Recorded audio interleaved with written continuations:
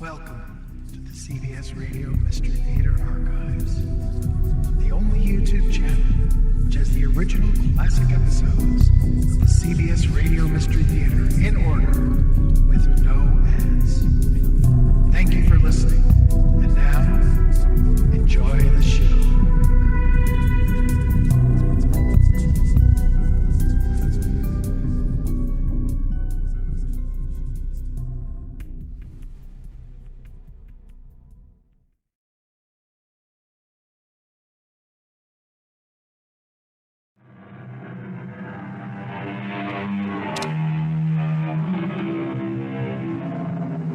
Come in.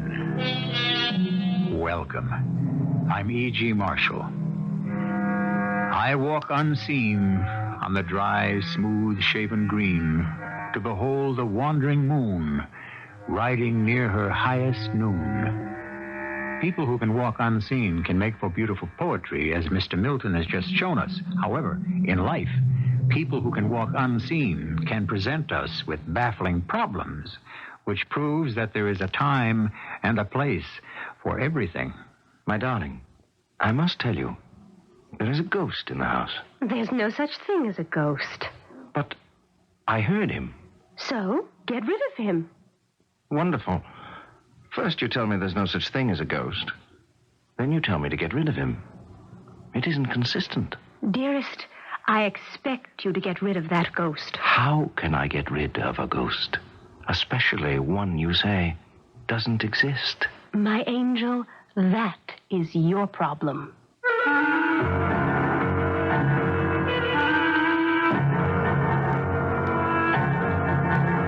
Our mystery drama, That's What Friends Are For, was suggested by a story by Rudyard Kipling and was written especially for the Mystery Theater by Sam Dann and stars Tony Roberts. I'll be back shortly with Act One. India, when Mr. Rudyard Kipling lived there, worked there, and dreamed there almost a century ago, was a country of some 300 million people, and more than twice that many legends, myths, fables, romances. Yes, it was a place that provided a feast for the imagination. And that was, well, because for many of its people, it would be the only feast they would ever know. James Waddington Tesser was a young subaltern in a regiment which, for reasons that have nothing whatever to do with our story, was called the Inextinguishables. He was spending the afternoon, as most young officers will, at the club, when he was informed that his khitmatgar, or houseboy, desired to see him on a matter of the greatest urgency. Yes, Ahmadine. There is news, Sahib. What sort of news? News of a fantastic nature. Well, it had better be to drag me away from the table just as my luck is changing. News one could hardly believe, were it not for the fact that one's own ears give testimony. Am I to stand here forever, Ahmadine? Must I die of old age before I receive enlightenment? I command thee to transmit this news, Ahmadine. There is music. Yes? Music in the house of the Sahib. Art thou telling me that there is music in my quarters? Even so. That's impossible.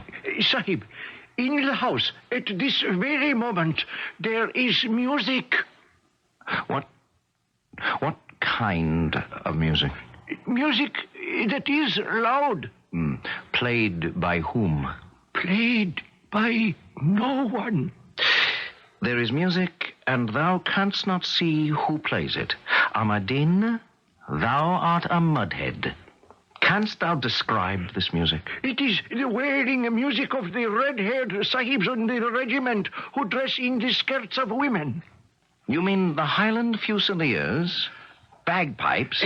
Those leather skins in which are imprisoned the souls of the unburied dead who seek escape, but alas, their cries are unanswered. Right, that's enough, Ahmadine. Enough. Hey, the English, a foolish people. They refuse to understand the most simple things. Well, my Sahib and I rushed to the house, and it was even as I told him. Oh, this is impossible. Hast thou searched the place completely? As your honor commanded. And there's no one about? No one, Sahib. But someone's playing that music. Run back to the club and tell Horak Sahib I would see him at once. Lieutenant Horak Sahib was my lieutenant's friend and companion in mischief. The two were always getting into all sorts of scrapes. It was predicted that they would either end in jail or that one should become commander-in-chief of the army. What do you make of it, Billy? Jimmy, you've got yourself a ghost. Well, there's no such thing as a ghost. Don't tell me. Speak to your Highland piper. The silly thing's been going on for hours. Well, there must be some explanation. Well, where can the chap be hiding? Perhaps he doesn't have to hide. You see, the fact is, he's invisible. Well, now you're going too far. He's a ghost. I can't believe that. Jimmy, how can you believe anything else? How long is he going to keep playing? He sounds like a fellow who seems to be settled in. Don't say that. I'm sorry. Billy, what am I going to do if... Oh, good Lord. What's the matter? Melisande. Oh, yes, I'd clean forgotten. I'm going to marry the girl. And bring her here. Yes, here. I'm sick. He stopped. Oh, I hope it's for good. Melisande. Would she live here with me and this, ghost? I don't know. Well, if she loves me enough, she'll just have to put up with it. Well, I'm not sure it has anything to do with love. It hasn't? No, dear chap, it takes a special kind of woman to tolerate this sort of thing. Do you expect Melisande to walk out on me? I'm just trying to provide for your interests as a true friend should. Because the likelihood is that Melisande will walk out on you. I couldn't blame her. I really couldn't. But if Melisande breaks our engagement, what's going to happen to her? No, don't be concerned. If it's absolutely necessary, I'll marry her myself. Oh, thank you very much. Don't mention it. Isn't that what friends are for? Ahmed, said I to myself, is that what friends are for in truth? The fair Melisande, they called her. How difficult it is to understand the English. Fair to look upon, a bit too pale, a trifle too thin. But what do the English know of beauty? The very next day... Good morning, Amadine. Thy master is not at home, I trust. No, Mem Sahib. He is with the regiment. Good. I have some work to do about the house. Work? Yes. I shall surprise him, Amadine.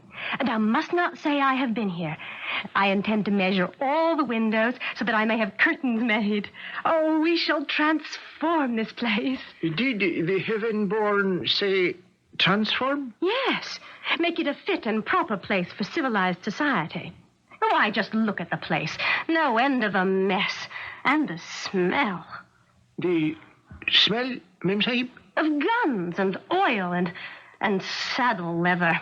Oh, we shall tidy things up and have them ship-shape in absolutely no time at all. If the presents will permit, Tesser Sahib is quite fond of his guns and saddles. Is he indeed? And therefore it follows that these must be carefully greased and oiled in order that they may be preserved. Is that a fact? The grease and the oil, by Mem Sahib's permission, do, by the very nature of things, have an odor. Ah, but thou hast said, Amadine, by the Mem Sahib's permission, and the Mem Sahib shall give no such permission. Oh? No. He can store the smelly things in the barracks, or the stables, or wherever. It's no concern of mine, nor of thine, Amadine. No longer shalt thou waste time cleaning foul-smelling guns and polishing malodorous leather. Instead, thou shalt be free to pursue more domestic exercises. It shall be ever as the Radiant One commands. Has this news been communicated to Tesser Sahib? Oh, yes. It was discussed and decided upon. One would have thought Tesser Sahib would sooner give up his right arm than to expel his precious riflery and saddlery. Ahmadine, it was a sacrifice he had to make on the altar of love. Am I to understand that Mem Sahib said in her voice that shames the nightingale, choose betwixt me and thy saddles and thy guns? It was exactly what was said, and graciously did he agree. How not? Thou, too, wouldst have done the same thing for one that had captured thine own heart, Ahmadine. If the Mem Sahib will permit, I should not... Wait, thy time wilt come, and she will tie a noose about thine heart, and for the love of her shalt thou, too, sacrifice all. But I see that thy master has not lived up to his agreement. The guns and the saddle still disgrace these rooms. Now then, Ahmadine, gather these smelly things together and place them in the stable. A pipe? Look thou outside, Ahmadine. Do the Scottish Fusiliers parade today? If the Mem Sahib will permit, the music does not come from without. It does not? No, it arises from within. From within? Have we a piper in the house? It is even as the Mem Sahib says. A piper? How intriguing. Here in the house? Where? If it should please the Sublime One, everywhere. Everywhere? What dost thou mean, everywhere? With the Resplendent One's permission, he is right here. Who is right here? The one who has imprisoned the souls of the unburied dead. That shall be absolutely enough of that nonsense. A bagpipe is a musical instrument. That is, it is an allegedly musical instrument. It is not a repository for... Oh, what superstitious rot. Now, where is this piper? The piper, if it pleases the Glorious One, it does not exist. Then how can he play? He is here, in spirit. Oh, is he then a ghost? Oh, how wise the all-knowing one. I won't have it. I won't have ghosts prowling about. Silent ones are bad enough. But a ghost who is unmannerly enough to play the bagpipes. No, Ahmadine. Get rid of him. Immediately. The foolish English. Can we, the living, command the dead? I can only say she met my master, Tesser Sahib, that afternoon at Poletti's, where the English gather to take tea, to dance, to flirt, and to get themselves deeper and deeper into trouble.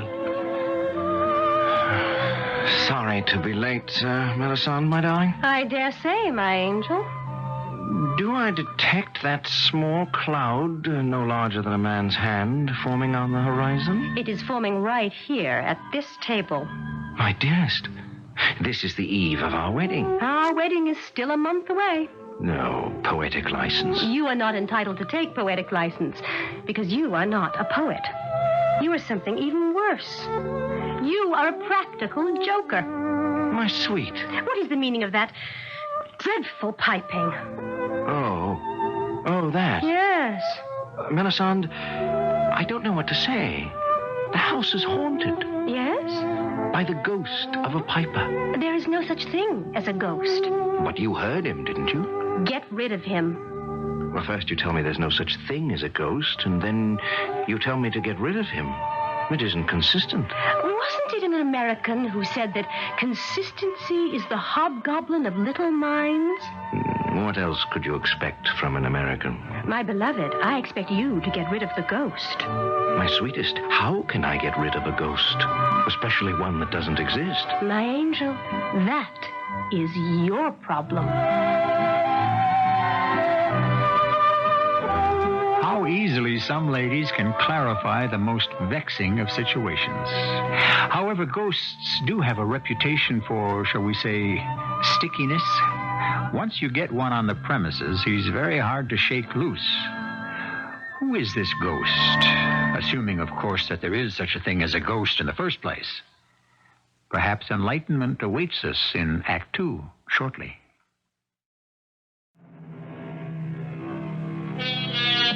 You've heard it said, love me, love my dog.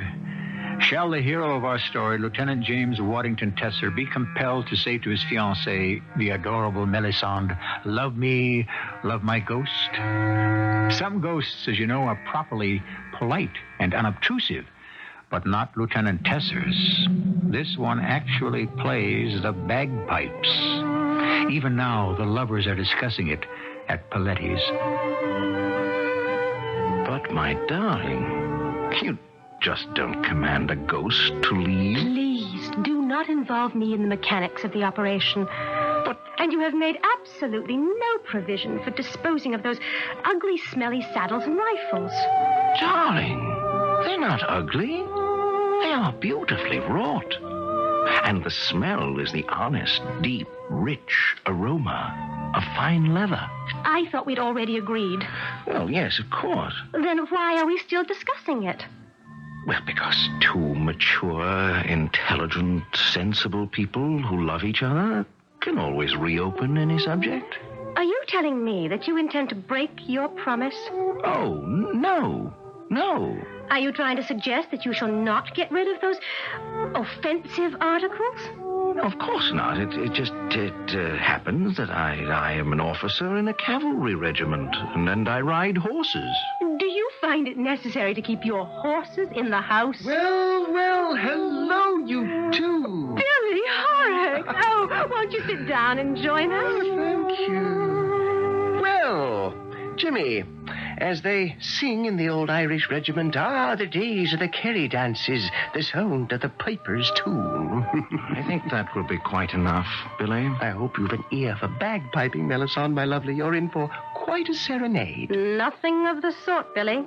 Jimmy has promised to get rid of him, or it, or whatever. Have you indeed, Jimmy? Well, then consider it done. Once our James turns his hand to a task, how do you propose to go about it? Will you please get out of here?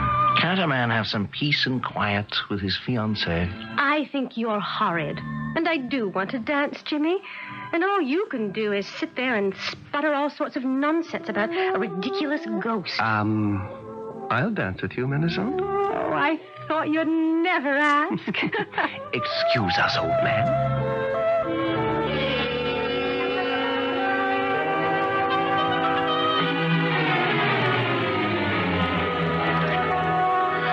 I see our guest is still with us, Ahmadine. I hear thou hast been looking for me. Yes, Sahib. There is news. Oh, no. I couldn't stand any more news. The Colonel, Sahib, has sent orders. Orders? Yes, he said Lieutenant Tesser, Sahib, is to report to him at once. Oh, the devil he does. Why would the Colonel want to see me? What have I done lately? I can't think of a single thing. At once, eh? All right. Say a prayer for me, Ahmadine, to whichever of thy gods would be appropriate to the situation. Sahib, I shall have to pray to all of them. Lieutenant Tesser reporting as ordered, sir? Yes, quite, sir. I understand we ought to be married, Tesser. Yes, sir. The girl, I take it, is Melisande Trevor. Yes, sir. Granddaughter of Major Hugh Scott Fellfield Trevor, what? I believe so, sir. Splendid officer. Killed in the mutiny, my first company commander. I feel a sort of responsibility for the young lady. Do you understand, Lieutenant? I think so, sir. No, I don't think you do. You're a young rogue. Don't deny it. No, sir. I don't believe you're the marrying kind. What have you to say to that, eh? If the Colonel will permit, I am in love with Melisande, and I cannot wait for our wedding. Splendid. Because, Lieutenant Tesser, if you do anything to hurt that girl, to disappoint her, to spoil her happiness, in short, should you change your mind about this marriage... But, sir, nothing in the world could ever prevent our marriage. I'm gratified to hear that, because should you leave her waiting at the church, I promise you that I shall make your life hell on earth. Do I make myself clear, Lieutenant Tesser? Yes, sir.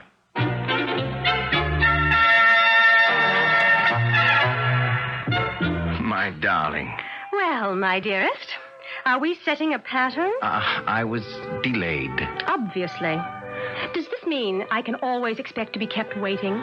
This was all being done in your interest. I was examining the house thoroughly, inside and out, top, bottom, in hope of exorcising that confounded ghost. Oh, you were doing it in my interest.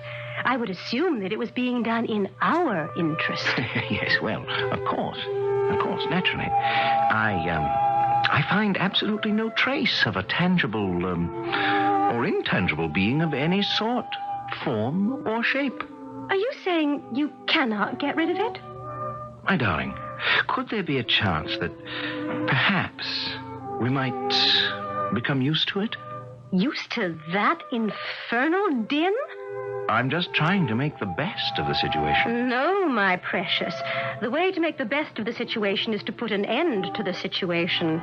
But... Now, let us address ourselves to more pleasant situations. Do you know who I met in Hamilton's just about an hour ago? The Colonel. The Colonel? Your commanding officer. Colonel Desbroses. Dear Desi. Desi? I used to call him that when I was a little girl. He would ride me on his knee. How is that scoundrel Tessa? He asked. If he gives you any trouble, come to me. I'll put the bit between his teeth soon enough. Why, he's so thrilled at being invited to the wedding. He was overjoyed when I asked if he would give the bride away. Oh, that's such marvelous news. Why don't you devote the rest of the afternoon to getting rid of our little problem? And what shall you do? Oh, I shall sit here. Alone? Oh, I know so many people here. Ah, there's Billy. Billy Horrocks. Come right over here. Well, hello, young lovers. I would have come over sooner, but three's company. Lieutenant Jimmy Tesser is going to desert me for the remainder of the afternoon, Billy. Oh, the more fool Jimmy.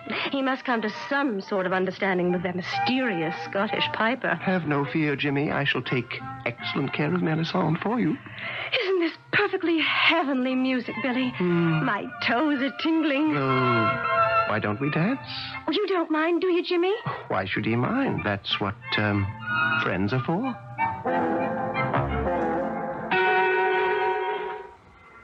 Ahmadine, come here. What is the wish of the protector of the poor? What dost thou make of this confounded serenade? The spirits have invaded this house. Assuming that's true, how do we rid ourselves of the bloomin' creatures? Does the heaven-born wish to drive out the spirits? Something like that. If this unimportant person may suggest, there is but one way. Yes? Burn down the house. No, Ahmadine, I don't think so. Then one must learn to enjoy it. See? It does not play all the time. Only when it is moved by some great sorrow. And then it pours out its heart. Wait. Why do I talk to thee, Ahmadine? This is not one of thy native spirits. What would such kind know of bagpipes? No. This is a Scottish spirit. The thing is plain. Plain, Sahib? Yes. Listen closely. Go thou to the regiment of the red-haired sahibs, those who wear the short skirts of ladies, and tell the pipe sergeant major that I wish to speak with him. At once. Pipe Sergeant Major Cathcart McMoney's reporting, sir. Stand easy, Sergeant Major. This is unofficial business. Yes, sir. Now, can you tell me, is there a piper missing? A piper missing? From the regimental band? No, sir. Well, why would one piper be missing? Well, that's a good question, Sergeant. I was hoping you could answer it. Well, is there news of a missing piper? News? No, not exactly. What we do seem to have is the missing piper himself. Yes, well then, where do you have him? Here. Here, sir. On the premises. Well, might a man ask, where on the premises? Here and there. Everywhere. Sir, would it be asking too much if I should request you to produce the man for me? Well, have a bit of patience, Sergeant, and he shall produce himself. In what way? Here he is now. Oh, is there a man in the next room? No, Sergeant. With your permission, sir. Go look, by all means. Search the room, the house, the grounds.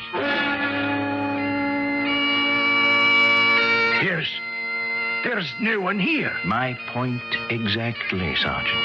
And yet, 'tis plain, 'tis a pipe. A pipe. Oh, who can it be?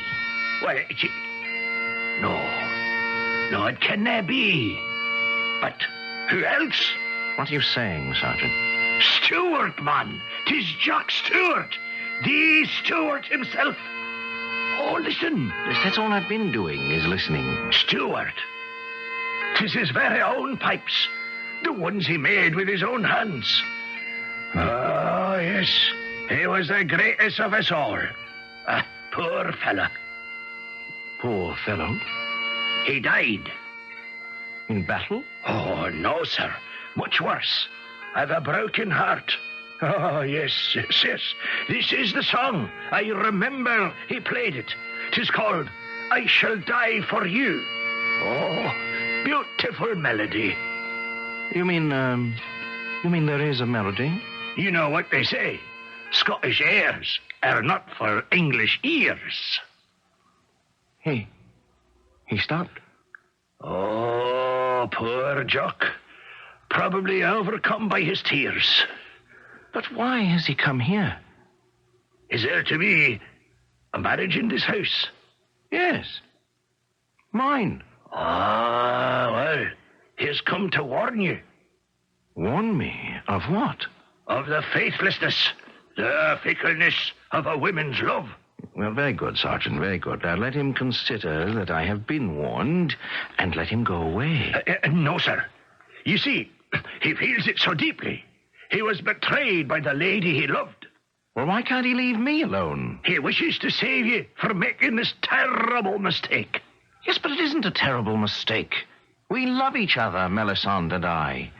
What am I going to do? Reconsider your approach in marriage. What's to consider? I'm in love. And if Jock Stewart, or whoever this mad, dead Scotchman is, doesn't leave this place in peace, my fiancée will break our engagement. Now you see it. This is what Jock Stewart has in mind. He wants to save you. Yes, but if I don't marry Melisande, my colonel will... I tell you, my career will be ruined.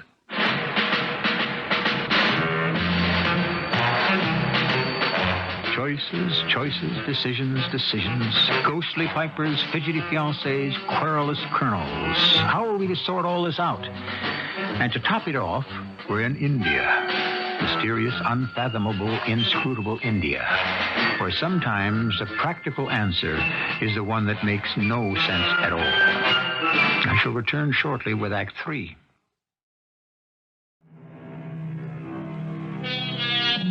Ghosts are certainly not strangers in our literature. We've had all kinds. We've had ghosts from all walks of life and most occupations. However, musical ghosts are somewhat rarer than most.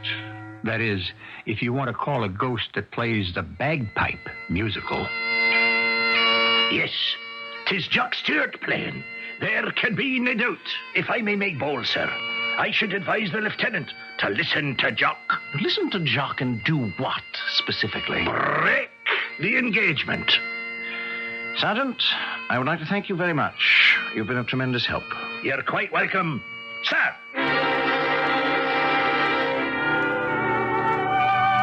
My darling, I've been looking for you. Angel, where else would I be on an afternoon except here at Pilates? Yes, of course. Then it's settled. Settled? What is settled? The affair of the ghost. I assume it must be, or else you would be back at the house taking care of it. Well, we do seem to have a problem. Oh? The ghost seems to resist all attempts to evict it. Jimmy, darling, have you ever asked yourself why? Why? Why what? Why the thing has seen fit to, well, let us say, concertize in your quarters? No, we no longer need to call it a thing. It's been identified by the pipe sergeant of the Highland Fusiliers as a certain Jock Stewart. Indeed. Mm-hmm. It seems that this Jock Stewart is dead. Why should this Scottish bagpiper decide to haunt you, of all men in India?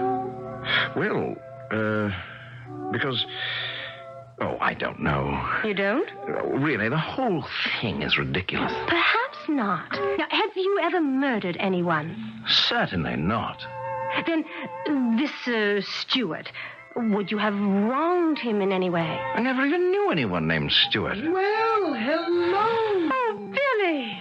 So good of you to drop by. Jimmy, I passed by your quarters just a while back. That ghostly old Highlander is still concertizing. Plays some catchy tunes, what?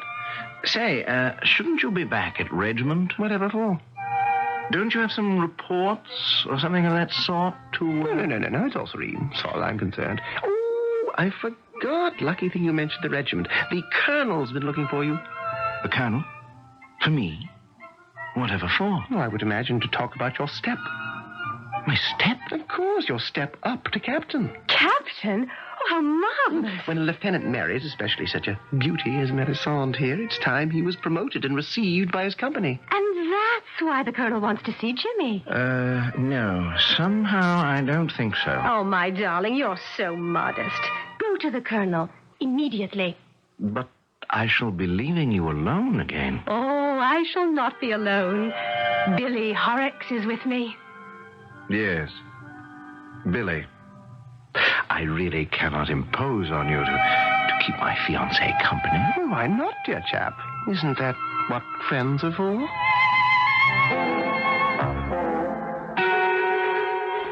Deza, what have you been doing to your fiancée? Doing, sir? You haven't been treating her shabbily, have you? Why, no, sir. She looks a bit peaked to me. Well, sir, that's to be expected. Is it? Yes, sir. As the wedding day approaches, the parties do feel a certain strain, and I suppose it shows. It doesn't show on you, Lieutenant Dann. Well, sir, that's the way it goes. I said you were a rogue, Tessa. Yes, sir. Good enough soldier, but the kind of scoundrel who should never marry. Now, it occurs to me that since you might be somewhat afraid to break this engagement yourself, you may be giving your fiancé cause to break it for you. Oh, no, sir. I warn you, Tessa. Permit me to say, sir, no warning is necessary. I think it is, Lieutenant Tessa. I do not intend to be left at the church with an abandoned bride.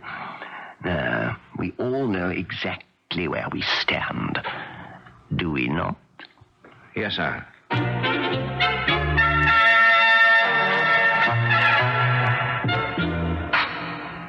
Hammond. Ah, the presence has returned. Has the music stopped? It comes, it goes. Hammond, what am I going to do? How am I going to get rid of this ghost? We must call Hunifa.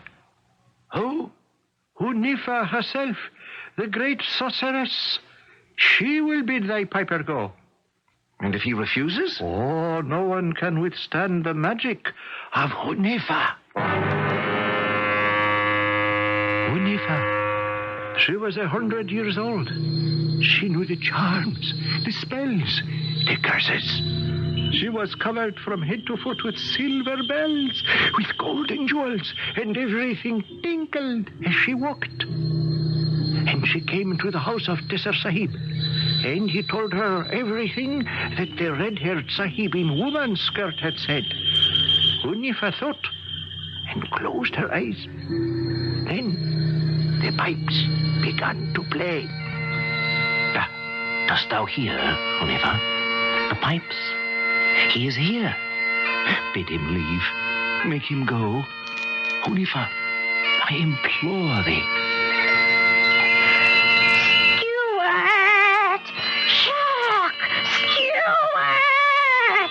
I order thee, begone from here! Ah, yes, he's gone. Thou hast done it, Hunifa.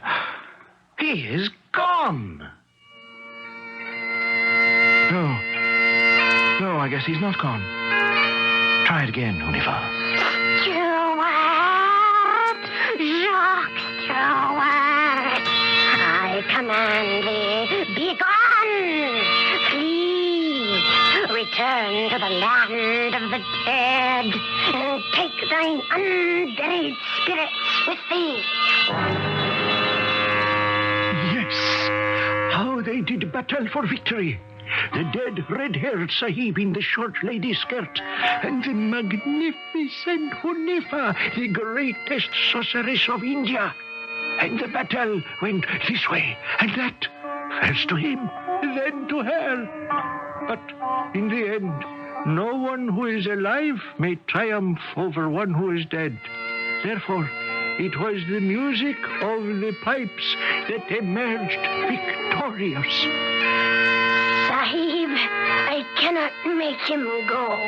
But you must. No, he sings the song of Vish, the goddess of true love. But you don't understand. Yes, Vish bids him play in the home where love must fail. And until the Sahib tells his fiancée that all must be over, the red-haired one shall make his music here. But I can't do that. The goddess has spoken. Who can turn the will of the goddess? There was no more that my Sahib could say to her. Oh, my poor Sahib shook his head and then bade me harness the mare to the carriage and drive him to Paletis. Melisande, my dearest. Back so soon? Oh, that must mean good news. Good news. You've finally gotten rid of that silly noise. Isn't he marvelous, Billy? Congratulations and salams, all that sort of thing. The truth is, Melisande, my precious, I haven't gotten rid of it. Oh? And what's more, I'm sure I never will get rid of it. Then, Jimmy, you place me in an extremely uncomfortable situation. I don't know what to tell you, my dearest. Jimmy, I love you. But perhaps I do not love you strongly enough to live with that unearthly wailing forever. I understand, my darling. So, therefore, I must release you from your promise. Oh, no, you can't do that. Well, yes, I suppose you can. Poor Jimmy. He's too much of a gentleman to say that if he breaks the engagement, the Colonel will ruin his career. Oh, no. Oh, yes. But, Jimmy, you're not the one who's breaking the engagement. I am. It doesn't matter. The Colonel will believe that Jimmy drove you to it. Oh, this is awful. I simply could not ruin your career. There may be a way out. Now, listen. The Colonel has said, I do not wish to be left at the church with the abandoned bride. He really doesn't care who marries Melisande. How can you say that? As long as she's happy. And she will be. She'll walk down that aisle glowing, radiant. All we need to do is change the groom. You mean that Melisande should marry someone else? Oh, why not? The present arrangement is making everyone unhappy, isn't it? Well, who should she marry? Me. You? Why not? Melisande, what do you say to all this? It would appease the Colonel. You see, old chap, Melisande would be spared the ordeal of the bagpipes. You could look forward to a glorious career in Her Majesty's forces. Billy, I couldn't ask you to make such a sacrifice just for me. But of course you could, Jimmy. After all, isn't that what friends are for? Ahmad Dean, where is the saddle soap and the polish? Thou hast long enough neglected thy duties. I even now have them in hand and proceed through the task. Has there been any music today? No, Sahib. The red-haired ghost has released his devils and betaken himself to Gehenna. Or to wherever it is that such Sahibs go. She was right, Unifa. And so was the pipe sergeant major. Each of them said, as soon as the marriage contract to my fiancée would be broken, the piper, poor Jock Stewart, would go away and leave us in peace. Dost thou agree, Ahmad-Din? It is even as the Anointed One suggests. What is that grin? Dost thou make sport of me? Oh, I dare to make sport of the center of the universe? Why, I should be consumed by flames. Go about thy duties, Ahmad-Din, and do not speculate in matters that concern thee not. But I have speculated already. Did my master rue his decision to marry a woman who would make him get rid of the things he held dear? Did he then arrange somehow to hire a piper whom he was able to hide somewhere? Or did the lady herself rue her choice and plan with Horrocks Sahib along similar lines? Or was there in fact and in truth a ghost? Yes, I know what I believe. And do you, Sahibs and Sahibas, do you know likewise? Well, do you? It was Mr. Kipling himself who said that anything can happen in India, and that everything does. Was it Lieutenant Tesser who arranged a plot?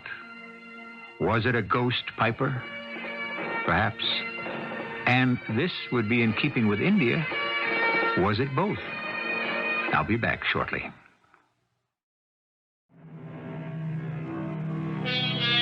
Our story was concerned with magic. But what is magic? The dictionary tells us that it is any mysterious or seemingly inexplicable event or occurrence. Well, then, it's all a matter of when you happen to be alive, isn't it? One century's magic is another century's commonplace.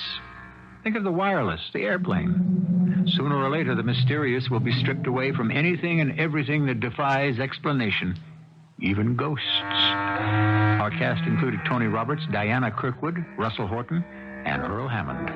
The entire production was under the direction of Hammond Brown. I hope you enjoyed this episode of CBS Radio Mystery Theater. If you've enjoyed this and want to hear more, please subscribe to this channel. You can also visit my other YouTube channel by searching Mr. Brian McCarthy in the YouTube search